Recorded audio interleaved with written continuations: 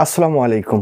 সাধারণ জ্ঞানে যে 10টি গুরুত্বপূর্ণ প্রশ্ন বারবার বিভিন্ন প্রতিযোগিতামূলক পরীক্ষায় এসে থাকে, তো আমরা আজকে জানার চেষ্টা করব সেই 10টি প্রশ্ন সাধারণ জ্ঞানে কিন্তু বারবার বিভিন্ন পরীক্ষায়, যেমন অ্যাডমিশন, বিসিএস, যে বিভিন্ন প্রতিযোগিতামূলক পরীক্ষায় এই 10টি প্রশ্ন বারবার আসে। তো আমরা এই 10টি প্রশ্ন আজকে আপনাদের সামনে তুলে ধরব।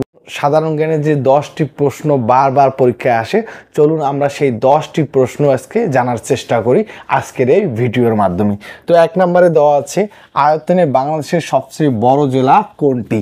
ক নম্বর দেওয়া আছে রাঙ্গামাটি, খ নম্বর দেওয়া আছে বরিশাল, গ নম্বর দেওয়া আছে চট্টগ্রাম, আর ঘ নম্বর দেওয়া আছে ময়মনসিংহ। অর্থাৎ আয়তনে মানে 64টি জেলার মধ্যে সবচেয়ে বড় জেলা কোনটি? এটা আমরা সবাই জানি যে বাংলাদেশের সবচেয়ে বড় জেলা হচ্ছে রাঙ্গামাটি। তো এই উত্তরটাও হবে রাঙ্গামাটি, কারণ আয়তনে বাংলাদেশের সবচেয়ে বড় জেলা হলো রাঙ্গামাটি।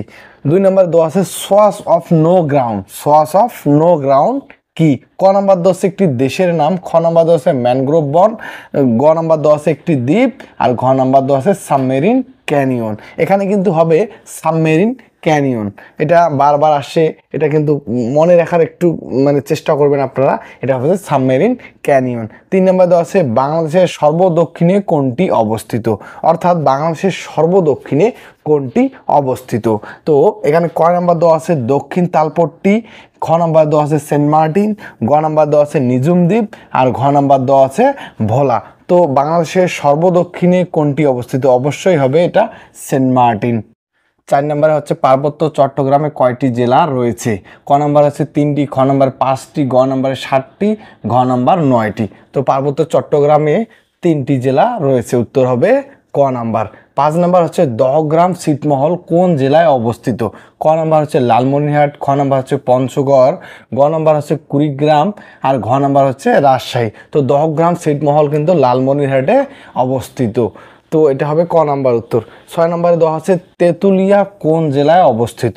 তেঁতুলিয়া ক নম্বর দেওয়া আছে দিনাজপুর, খ নম্বর দেওয়া আছে পঞ্চগড়, গ নম্বর দেওয়া আছে জয়পুরহাট, ঘ নম্বর দেওয়া আছে লালমনিরহাট। তেঁতুলিয়া কিন্তু পঞ্চগড় জেলায় অবস্থিত। এটির উত্তর হবে খ নাম্বার।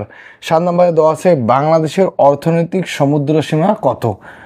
ক নম্বর আছে 250 নটিক্যাল মাইল, খ নম্বর দেওয়া আছে 200 নটিক্যাল মাইল, গ নম্বর দেওয়া আছে 250 নটিক্যাল মাইল, ঘ নম্বর দেওয়া আছে 300 নটিক্যাল মাইল। তো এটা এখানে হবে 200 নটিক্যাল মাইল। 200 নটিক্যাল মাইল বাংলাদেশের অর্থনৈতিক সমুদ্র সীমা 200 নটিক্যাল মাইল। এটা হবে খ নাম্বার।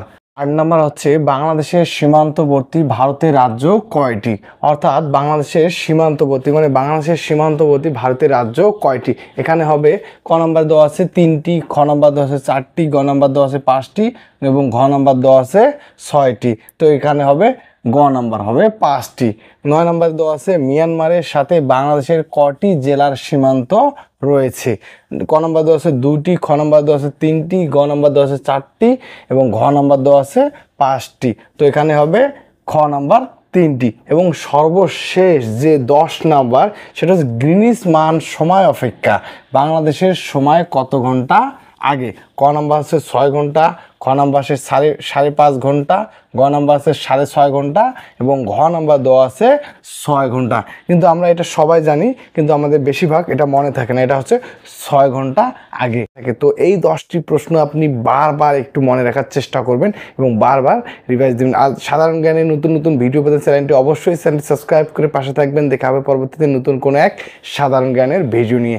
আজকে পর্যন্ত বিদায় নিচ্ছি। আল্লাহ হাফেজ।